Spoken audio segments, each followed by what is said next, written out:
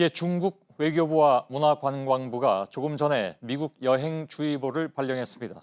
관세 보복전으로 시작된 미중 분쟁이 외교와 안보를 넘어서 민간 부문까지 확산하는 국면입니다.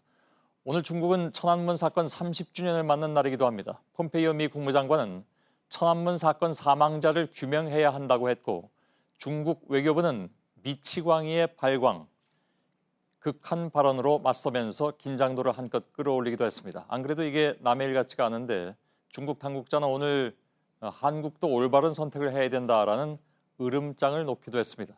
갈수록 점입 가경이죠. 베이징 연결하겠습니다. 신경진 특파원이 연결되어 있습니다. 먼저 여행주의보 문제부터 좀 봐야 될 것 같습니다. 중국이 미국을 상대로 사드 보복식 카드, 그러니까 중국의 관광객들을 통제하는 이런 카드를 꺼내든 것으로 봐야 할까요? 예, 그렇습니다. 중국의 단골 보복 카드인 관광객 카드를 미국을 상대로 꺼낸 겁니다. 중국의 주무부처는 기자회견에서 최근 미국에서 총격 사건이 급증하고 중국인에 대한 비자 등 출입국 심사가 강화됐다는 이유를 들었습니다. 예, 발표 방식도 상당히 좀 전격적인 것 같습니다. 미국에 강경한 메시지를 보낸 것으로 해석을 해야 될 것 같긴 한데 좀 더 풀어볼까요? 예, 2016년 우리나라에 대한 단체 관광객의 금지가 문서 없이 내부 지침으로 이루어진 것과 달리 공식 기자회견을 열고 여행주의보를 내렸습니다. 메시지의 수위를 더 높여 먼저 미국 여행 절제 여론을 만들기 위해서입니다.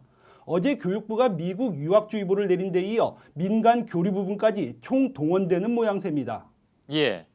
특히 오늘이 이제 천안문 사태 30주년이 되는 날입니다. 그래서 중국의 내부의 시선을 무역 전쟁 중인 미국으로 돌리는 효과도 노린 것 같군요. 예, 중국 당국은 30주년을 앞두고 세계가 최근 사건을 재조명하는 것과 달리 당시 유혈 진압의 정당성을 강조해 왔습니다.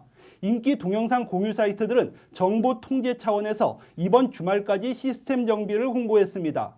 폼페이오 장관이 전날 천안문 30주년을 앞두고 중국의 인권 실태를 성토했는데요. 이에 대해 껑상 중국 외교부 대변인은 이들의 잠꼬대 같은 터무니없는 소리는 역사의 쓰레기통에 들어가야 한다며 중국을 모독하고 내정 간섭하는 일을 중단하라고 강하게 비난했습니다. 예. 폼페이오와 중국 외교부 대변인의 이런 논쟁도 중국인들은 전혀 알 수 없게 보도가 차단됩니다. 이런 상황에서 미국에 대한 인민전쟁론을 강화시키는 계기가 될 수 있습니다. 예. 자, 그런데 실제로 여행주의보가 그래서 어떤 효과를 내게 되는 겁니까?